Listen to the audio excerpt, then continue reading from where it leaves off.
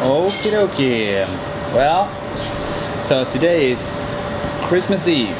Usually the day when the Swedes are celebrating Christmas. So we should celebrate today. Probably do some. We'll see what we do. Haven't decided really yet. And tomorrow we're celebrating again with all the other cruisers. So we're gonna have a potluck. So that would be nice. Some social activities. But right now, I'm gonna talk a little bit our boat and our goal with our boat. I've received some questions about the zero emission and the motor. So that's what I was supposed to talk about. And yeah, like we mentioned on the last episode, or the last Xmas special we made, was that we bought the boat mainly because it was a light boat, and we thought that was a good platform to build a zero emission boat. And with zero emission we meant no diesel or outboard motor, and instead replacing our diesel to a electric motor. And to go fully out, we also want to replace our stove and oven, which is propane today, with an electric one. And that will be powered by solar and regeneration from the propeller. But we're not there really yet, as you might have seen. We want to finish the boat first and then start with an electric project if we're going there. Yeah, let's see what I wrote here. Yeah, I mean, just to give a perspective of it, it's so zero emission would be no emissions at all. Another approach would be to try to maximize the sailing performance instead, by instead of replacing all the equipment, try to make the boat lighter and to get better sails. More light wind sails and easier to handle sails, like a roller furler for the Jannaker or an asymmetrical, and maybe a Code Zero for a little bit more upwind sailing. But it's all about money, of course, for us. Right now we just can't afford buying both an electric engine, all the solar panels we need, all the lithium batteries, and the sails and furlers. That would break our budget totally. So it would be to go either way. We're talking about two different options for the electric engine, I guess. We looked into Torqeedo a lot. They had their pod drive, and it's not that super expensive. They had one 4 kilowatt, which might be a little bit underpowered for our boat, but that is about $5,000 US, including the propeller for the regeneration. And it's actually a good regeneration feature on that one. You can get out about 300 to 400 watts of power when you're sailing, if you're going about 8 knots. The problem with the Torqeedo is that the motor is actually underwater. There's nothing in the hull more than 2 bolts going up through the hull. So it's very easy installation. But having the motor underwater, you will have a more maintenance to do on it, changing gaskets, and I mean, our boat is very wide, so it's not so easy to haul it. So when we would need to replace those gaskets, it might be a problem to keep up with the warranty.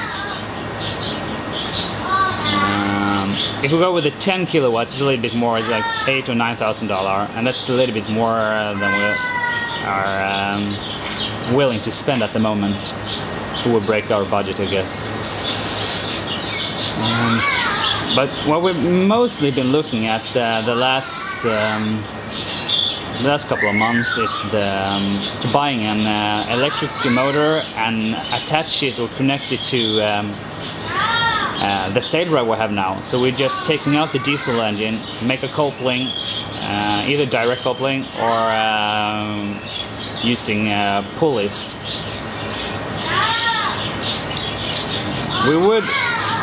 It's definitely cheaper to go that way. I think we can get it for about $3,000, including liquid cooling. So it's definitely, and that's a 10 kilowatts. That's the same as the Torqeedo 10 kilowatts for $8,000 or $9,000. It's of course more job to install it, and it's not a sail away directly. You need to adjust it, and you need to have the right propeller with the pitch and the size. And, the regeneration will probably not be as good as the Torqeedo, I assume, because it's not just optimized like they have managed to do it. When it comes to the batteries, if we go with the electric engine, there's only one option. That's lithium batteries. So it's lithium iron phosphate batteries. In the beginning we were thinking about 400 amp or 48 volt, and that would be about 20 kilowatt. So at full throttle with a 10 kilowatt we would be able to go 2 hours, but going full throttle, that's not what we were hoping to do. It's more in calms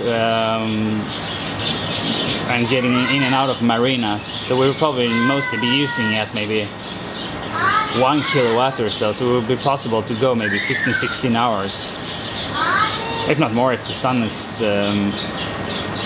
charging the batteries at the same time. We'll get a little bit more even out of it. Most motors is 48 volt or more, 48, 72, 96 volt. So that's why we're choosing a battery bank with 48 volt. It's easier also to find step-down converters to 12 volt. So if we go with 48 volt, we will have step-down converters down to 12 volt. Of course, we will lose some energy in the conversion, but I can't see why we should have two banks. The electric engine won't use that often, just when we need it. So we will have a lot of juice in the bank. And of course, and then we will have an inverter 48 to 220 or 110 to power the stove if we go that way. It would be really awesome. I mean, if we could cook on an electric stove powered by regeneration and solar. Somewhere between 1250 watts of solar would be pretty good to put on the boat. I mean, we had a lot of surface on the boat, so it shouldn't be a super big problem to fit them. And mostly I've been thinking about the ones you can walk on, the thin solar panels. Mostly because we have the deck space to mount them. The bad thing is I've read a lot of bad reviews about many, that they are falling apart and some have catching fire. So I'm not super determined yet about them. The other one would be the regular ones, the glass one with aluminum frame, but they are so heavy and we need somewhere to put them, so we need to build a frame for it, like a Targa or a Bimini. So that would add weight as well. Just the panels and the structure to mount them on would add a lot of weight, and we're really weight sensitive, so we're trying to save weight every here and there. So it would not be the best option. So we'll see where we're going. And that's a little bit about the equipment and how we wanted to, what we wanted to do with the boat. I really appreciate all the input you can give us. If you have any good ideas about electric engines or how we should think,